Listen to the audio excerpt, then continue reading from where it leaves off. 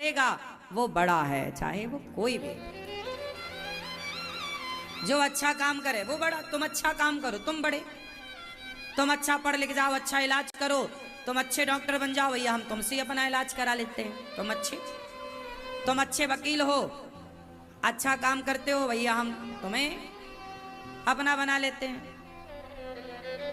तुम अच्छे साइंटिस्ट हो, अच्छा शोध करते हो, वैज्ञानिक हो, आओ भैया इसरो के दरवाजे तुम्हारे लिए भी खुले हैं। क्यों?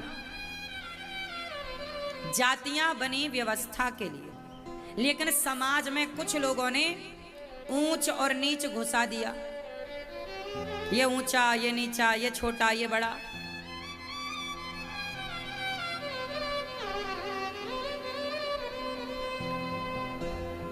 इसलिए हम आपसे एक बात बार बार कहते हैं कि जातियों के नाम पर इस देश को बंटने मत दीजिए। देखो, आज के इस कलिकाल में, आज के इस समाज में ये दास अनिरुद्ध जो कर रहा है, वो समाज को क्या मैसेज जा रहा है कि गौरी गोपाल में कोई जातवाद नहीं है।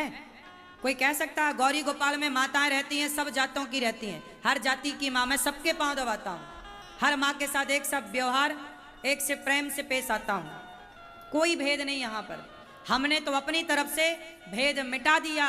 हम तो जाएंगे भगवान के पास मरकर तो मुंह दिखाएंगे भगवान को, देखो हम लड़े नहीं जातियों के नाम पर। आप दिखा पाओगे मुंह? आप तो नीच ऊंच कहते रहे लोगों को, तेरे को नहीं छुएंगे, तेरे को ये नहीं करेंगे। हमने तो मुंह दिखाने के काबिल अपने आप को बना लिया है।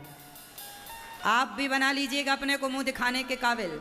कहीं जातियों के नाम पर लड़ करके भगवान कहेंगे क्यों? हमने तुझे भेजा इसलिए कि तू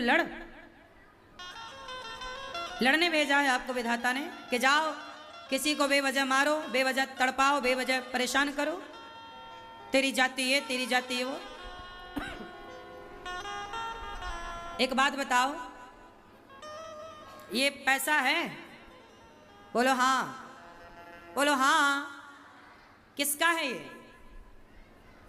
बोलो, आपके जेब में जो पैसा है वो किसका है? किसका? आपके जेब में जो पैसा किसका है? आप तो कह रहे थे मेरे पैसे हैं। बयान बदल देते हो आप लोग।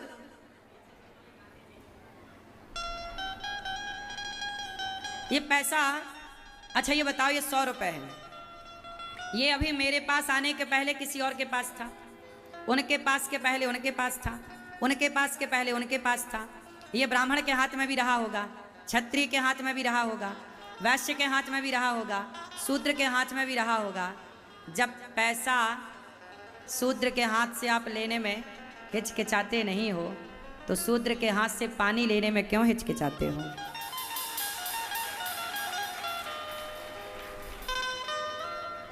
पैसे के लिए तो आपका कुछ नहीं है, और बाकी चीज़ों के लिए आपका बहुत कुछ खड़ा हो जाता है कि जी नहीं देखो ये और वो फला फला फला। आपका ज्ञान चक्षु खुल जाता है।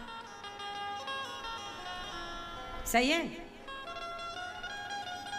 ये पैसा सबके पास रह करके आया है,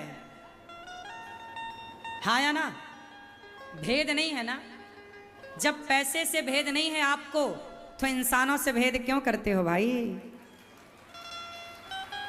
जब कागज के टुकड़े में भेद नहीं है, इंसान के बनाए टुकड़े में भेद नहीं है, तो भगवान के बनाए इंसानों में भेद क्यों करते हो? समझ आई बात? इसलिए जातियों के नाम पर आपस में लड़ो मत। भरत जी ने निषाद जी को गले लगाया। हम सब एक थे, एक हैं, और एक बटोगे तो कटोगे। जातियों के नाम पर जो बट गए, कट गए। तो कटना है तो बट जाओ, और नहीं कटना, अपने सामने आने वाले आतंकियों को काटना है, तो फिर संगठित रहो। संगठित रहोगे तो काटोगे, बिखर जाओगे तो कट जाओगे। हाँ या ना? संगठन है। आतंकी आए आपकी बहन बेटियों की ओर। झांसी की रानी ने क्या किया? आने वाले अंग्रेजों को जो सामने आया काटती चली गई। शिवाजी क्या करते? काटते चले गए। महाराणा प्रताप ने क्या किया? काटते चले गए। रानी दुर्गावती ने क्या किया? काटती चली गई। फिर बिखर गए, बट गए तो कट गए। संगठित रहोगे तो सुरक्षित रहोगे। इसलिए भगवान राम ने जंगल में बंदर भालुओं की सेना को संगठित किया, जोड़ा। क्या किया? संगठन में ताकत है कि नहीं? राम ने भी बंदर भालुओं का संगठन बनाया, नहीं बनाया? और बना करके रावण की लंका पर चढ़ाई कर दी। जीत गए कि नहीं? अरे राम संगठित थे तो जीत गए। रावण अपने भाई के साथ संगठित नहीं था, इसलिए हार गया। संगठित रहो सनातनियों तो जीत जाओगे, वरना लंकापति हार गया बटने से। रावण का भाई बट गया ना, हाँ या ना? फिर संगठित रहो। पांडव कितने भाई हैं? संगठित हैं कि नहीं? पांचों संगठित रहे तो क्या हुआ? 100 कौरवों को हरा दिया। ये ताकत किसकी थी? संगठन की। किसकी ताकत है? बोलो। इसलिए सनातनियों, हिंदुओं, संगठित रहो, संगठन में रहो।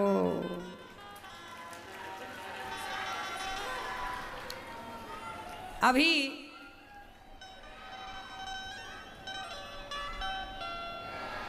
जातियों के नाम पे बटना बंद करो, मिलजुल के रहो। मैंने तो केवल ये बात मैं कह नहीं रहा हूं, मैं करता भी हूं।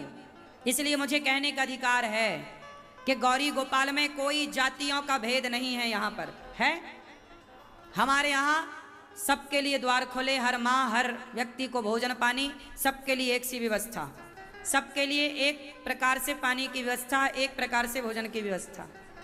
हाँ या ना? फिर कह बस नहीं रहे हैं हम, कर रहे हैं। इसी से हम भारतीयों का भला है।